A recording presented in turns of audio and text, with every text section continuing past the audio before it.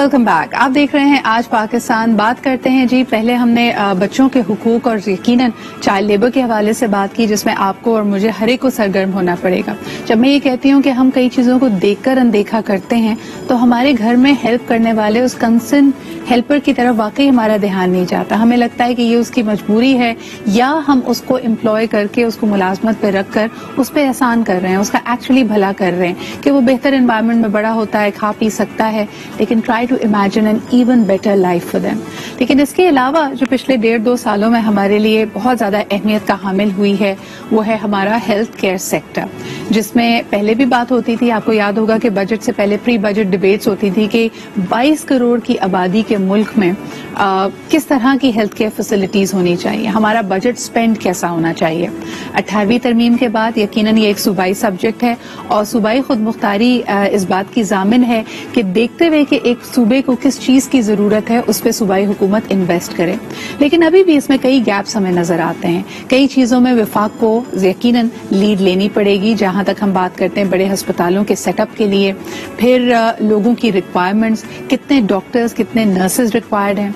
12 मई को आलमी तौर पे नर्सिंग डे के तौर पे मनाया जाता है और यकीनन कोविड की सूरत हाल में इनकी अहमियत मजीद बढ़ जाती है।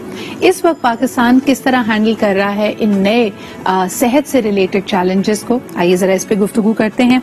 हमारे साथ मौजूद हैं डॉक्टर जफर हाशमी साहब, आप मैनेजिंग डायरेक्टर हैं बी ब्रॉन पाकिस्तान के। अस्सलाम वालेकुम जफर साहब, बहुत शुक्रिया वक्त निकालने के लिए। जफर साहब, जब हम ऑफलाइन भी गुफ्तगू कर रहे थे तो आपने एक मुआवजा दिया कि जब हम इंडिया की तरफ देखते हैं उनकी आबादी हमसे कई गुना बड़ी है, लेकिन दुनिया भर में सेहत के मद में वो सबसे कम अपना बजट सर्व करते हैं। पाकिस्तान को अगर इस खित्ते में, अगर सिर्फ साउथ एशिया में देखा जाए, हाउ डू वी फेयर? देखिए, हर मुल्क का एक स्पेंडिंग होती है ऑन हेल्थ केयर, जिसको आप उनके बजट या जीडीपी के जितना आप कमाते हैं उसका आप एक सर्टेन पोर्शन खर्च करते हैं। एवरेज जो दुनिया का है वो 8 से 10% है। अगर आप यूएस की मिसाल ले लें तो वो एक एक्सट्रीम है, 16% है। हमारे जिस तरह के तरक्की पजीर मुल्क हैं इसके अंदर कोई एवरेज अबाउट 6 to 8% लिया जाता है, and India is considered one of the lowest with about 3.5%। आप गेस करेंगे पाकिस्तान का क्या है? I would like you इस 1.1% और 5 सालों में ये 1% से भी नीचे चला जाता है। ये चीज डिफाइन करती है कि आपकी प्रायोरिटीज क्या हैं। हम एक तरक्की पजीर मुल्क हैं और जाहिर है कि हम चाहेंगे कि हम रोड्स पे और इंफ्रास्ट्रक्चर पे और डिफेंस पे और अपनी इंडस्ट्रीज पे खर्च करें, मगर क्या इस सूरत में हेल्थ को नेग्लेक्ट किया जाएगा?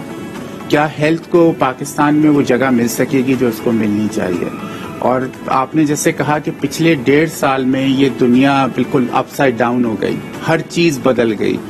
मुल्कों की ताकत उनके फौज और उनकी इकोनॉमी से ज्यादा उनके हेल्थ केयर सिस्टम पे डिपेंड करने लगी। बड़े बड़े मुल्क अमेरिका, यूके, जो कि दुनिया की सुपर पावर्स थी, वो अपने घुटनों पर आ गए। But Zafar, that's exactly what I'd like to pick on. अगर मैं मजीद इसको समझने की कोशिश करूं, क्योंकि लोग कहते हैं कि हमारे पास डेटा नहीं है, इतनी ज्यादा हमारे पास डिटेल स्टडीज इस वक्त मौजूद नहीं है, लेकिन एक तरफ अमेरिका 16% अपने डेवलप बजट का हेल्थ केयर पे खर्च करता है, लेकिन इसके बावजूद वो कोविड से निबर्दाश्त होने में नाकाम रहा है। सिचुएशंस बहुत खराब हुई। अब हालांकि उनके पास फाइजर, मॉडर्ना, यानी 3 जो लीडिंग प्रोवाइडर्स हैं वो फार्मास्यूटिकल कंपनीज वहीं की हैं। While we are at 1.5%, जो आपने कहा कि किसी तरह भी दुनिया की आबादी के हवाले से 5वें-6ठे बड़े मुल्क के लिए नाकाफी है। But what are we doing right? We were able to have a much more effective strategy for COVID. आपकी दानिश में ये क्या हुआ है? देखिए, कई चीजें हैं। इस बीमारी के बारे में, इस डिजीज के बारे में बहुत कम जानते हैं। एक तो शायद हम पे कुछ अल्लाह का करम हुआ, लोगों की दुआएं थी हमारे साथ, और हम उसकी वजह से उस बुरी सूरत हाल में नहीं गए जिसमें इवन इंडिया आज है। गवर्नमेंट ने भी इसको अच्छी तरह से मैनेज किया। वो लॉकडाउन्स हुए जो होने चाहिए थे, वक्त पे हुए। हमारी वैक्सीनेशन, अभी हम उस लेवल पे नहीं आए, बट एक अच्छी वैक्सीनेशन कैंपेन हमारे पास शुरू हुई। और सबसे बढ़ के जो हमारा हेल्थ सेक्टर था, चाहे वो अंडर प्रिविलेज था, अंडर इन्वेस्टमेंट्स थी, बट उसके बावजूद वो सामने आए آپ نے کبھی یہ نہیں دیکھا کہ ڈاکٹرز ہاسپٹل چھوڑ کے بھاگ گئے. کئی ملکوں میں ہاسپٹلس خالی تھے بیکاز اسٹاف نے کہا کہ ہماری اپنی زندگی کو خطرہ ہے. صحیح. تو وہ جذبہ آج وہ دن ہے کہ جب ہمیں اپنے ڈاکٹرز اور اپنے پیرامیڈیکل اسٹاف کو داد دینی پڑے گی کہ مشکل ترین صورتحال میں انہوں نے کھڑے ہو کے ایک فوج کی طرح ملک کا دفاع کیا. And they became the front line health care workers, اور جن کو ہم اپنے انسنگ ہیروز کہتے ہیں, اور لاکھوں نے اپنی جانیں دی ہیں اس میں, اور اس کے باوجود یہ کھڑے رہے ان ہاسپٹلز میں جہاں پہ ان کے پاس ماسک اور کور آلز تک نہیں تھے, بس یہ پیچھے نہیں ہٹے. لیکن ڈاکٹر ظفر, میں آپ سے ہیلتھ کیئر اسٹاف کی جب ہم بات کرتے ہیں تو یقیناً یہ ایک بہت بڑا اور وسیع اور ڈائیورس گروپ ہے. ڈاکٹرز کا اکثر ذکر کیا جاتا ہے, لیکن پیرامیڈکس, نرسز اور ایون ہمارے لیب ورکرز, یعنی یہ ایکسپرٹیز پاکستان کے پاس موجود نہیں تھی. اگر آپ کو یاد ہو, کووڈ کے بالکل شروعات کے پیریڈ میں پہلے یہ بات کی جائی تھی کہ ٹیسٹنگ کٹس کیسے آئیں گی, how will be train our lab assistants and people. اور پھر اگر پچھلی ایک دہائی میں دیکھا جائے, نرسنگ اسٹاف کی پوری دنیا میں ضرورت رہتی ہے, اور ان کی سپورٹ اور اسسٹنس کے لیے ہم نے یہ بھی دیکھا کہ a lot of them اس کا بھی ہمارے یہاں ایک برین ڈرین کا سلسلہ تھا, ان کو فوری طور پہ ان کی امیگریشن پروسیس ہو جاتی تھی. اس وقت کیا آپ سمجھتے ہیں کہ حکومت کی اس طرف توجہ گئی ہے کہ وہ زیادہ پیرامیڈکس اور نرسنگ اسٹاف کے لیے کوئی کالجز سیٹ اپ کر رہے ہیں؟ میرے خیال میں ابھی یہ نہیں ہوا ہے, مگر یہ ہونا چاہیے, بیکاز جو ڈیسیشن ہم آج لیں گے وہ آپ کا کل ڈیفائن کرے گی. ہماری آنے والی جنریشن کے لیے آج سے 20 سال کے بعد آپ نے نہیں کرنا, ان کے لیے آپ نے آج کرنا ہے. ہم اگر آپ اسٹیٹسٹک اٹھا کے دیکھیں, اٹس ویری انٹرسٹنگ کہ پاکستان میں رجسٹرڈ ڈاکٹرز 1,10,000 ہیں, رجسٹرڈ نرسز آر 70,000. دنیا میں یہ ریشیو اتنا لاف سائڈڈ ریشیو کہیں نہیں ہوتا, اور اس کی وجہ یہی ہے کہ ہم اس ایک سیکٹر کو وہ امپورٹنس نہیں دے سکے, اس پیشے کو وہ وسائل نہیں دے سکے جو اس کو ملنے چاہیے, وہ وقار بھی نہیں دے سکے. کئی دفعہ ہم دیکھتے ہیں کہ ایک بہت بڑا ایشو جس پہ ہم اکثر اس شو میں بات کرتے ہیں کہ ہاؤ آر پیرامیڈکس اور ہمارے ہیلتھ کیئر ورکرز کو تشدد کا, چاہے وہ ایموشنل تشدد ہو یا پھر فزیکل وائلنس ہو, اس کا نشانہ بنایا جاتا ہے. لیکن let's look at the glass to be half full. مجھے ایک اور ایشو کی طرف آپ کے پاس آنا تھا ڈاکٹر صاحب کی. بڑی اچھی بات یہ ہے کہ پاکستان میں informally, because we take pride in being a philanthropic nation, ہم دیکھتے ہیں کہ حکومتی وسائل اور حکومتی سپورٹ ایک طرف, لیکن جو صاحب توفیق لوگ ہیں وہ چیریٹی ہاسپٹلس کو اور اس طرح کے انیشیٹوز کو بہت سپورٹ کرتے ہیں. What does that indicate for you, اور آنے والے دنوں میں آپ اس ٹرینڈ کو کیسے دیکھ رہے ہیں آگے بڑھتا ہوا؟ میرے نزدیک اگر ہمارا ہیلتھ کیئر سسٹم کھڑا ہے آج تو وہ ان فلانتھروپسٹ لوگوں اور ایسوسیشنز کے اوپر ہے. اگر یہ نہ ہوتا تو شاید ہمارا سسٹم بہت پہلے کولیپس کر جاتا. صحیح. جہاں پر گورنمنٹ کی کچھ کمی یا وسائل کی کوئی کمی تھی, وہاں پہ ہم لوگوں کا یہ جذبہ, ہم شاید اگر میں کہہ سکوں کہ ٹیکس نہیں دیتے مگر زکوٰۃ ضرور دے دیتے ہیں. یہ کچھ کرنے کا آئی تھنک اتنا بڑا جو پروپورشن ہے چیریٹی کا وہ دنیا کے کسی ملک میں نہیں ہوگا.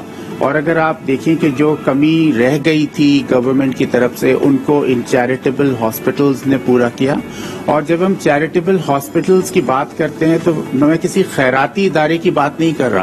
These are state of the art hospitals جو کہ دنیا کی بہترین ہیلتھ کیئر سروسز پرووائڈ کر رہے ہیں. اگر میں اجازت ہو اور نام لے سکوں, آغا خان ہاسپٹل کو لے لیجئے, اٹس اے ٹرسٹ ہاسپٹل. آپ شوکت خانم کو لے لیجئے, اٹس اے ٹرسٹ ہاسپٹل.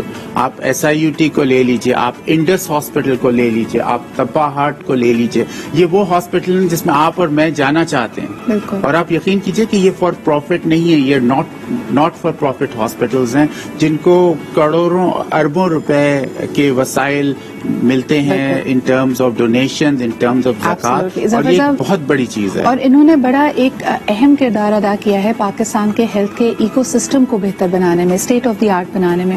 اچھا, یہاں پہ آف کورس آپ کی آرگنائزیشن کا ذکر بھی بنتا ہے.